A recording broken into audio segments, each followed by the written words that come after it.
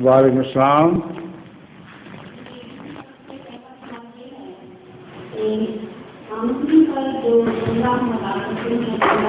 یا چندہ وصیت وہ گراس انکم پر ادا کرنا چاہیے یا net income per?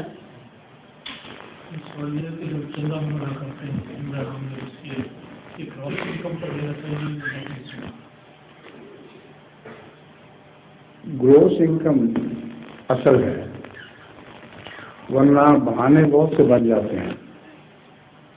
Net income کی جو بحث اٹھانے والے لوگ ہیں وہ بہت سی کٹوتیاں اس کو ہی کر دیتے ہیں. بعض سیکٹریاں نے مال کے متعلق بھی شکایت ملی کہ سیکٹری مال ہیں مگر چندہ ٹھیک نہیں دیتے. جب میں نے تحقیق کروائی تو پتہ چلا، انہوں نے کہا ایک تو جو ٹیکس میرا کاٹا جاتا ہے اس کو میں وضع کرتا ہوں، پھر جو کار کا الاؤنس ملتا ہے مجھے میں اس کو وضع کرتا ہوں، پھر بچوں کا جو الاؤنس ہے میں اس کو وضع کرتا ہوں، پھر اور بہت سے انہوں نے الاؤنس بنائے. اور اگر 25,000 ماہانہ انکم تھی تو آخر پہ کٹ کٹا کے 5,000 رہ گئی. تو یہ نفس کے بہانے ہیں. کوشش ہر ایک انسان کو کرنی چاہیے کہ زیادہ سے زیادہ پر چندہ دے، اور اس سے نقصان نہیں ہوتا، ہمیشہ برکت ملتی ہے. آج ہی ایک خط مجھے اس قسم کا ایک ملا تھا، بڑا دلچسپ.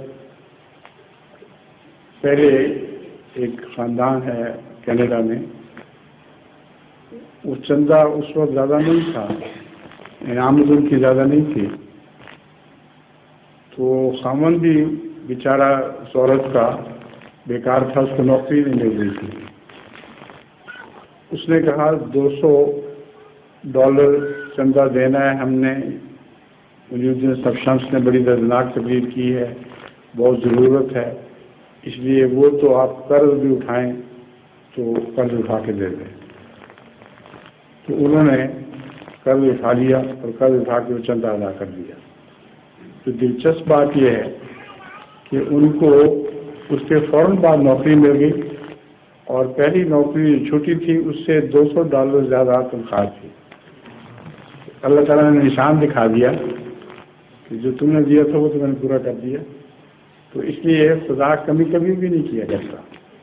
ہر روز کا میرا تجربہ ایسے خصوص آتے رہتے ہیں جو دینی قربانی میں زیادہ کی طرف مائل ہوتے ہیں، ان کو اللہ بہت سبب دیتا ہے. اس لیے اس نیٹ اور گروس کی زیادہ بحث میں مبتلا نہ ہو تو بہتر ہے، اور اگر نیٹ کرنا ہی ہے تو بہت زیادہ نیٹنگ نہ کرنی شروع کر دیں.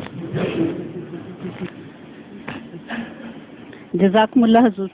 ظہور مہدی آخر زمان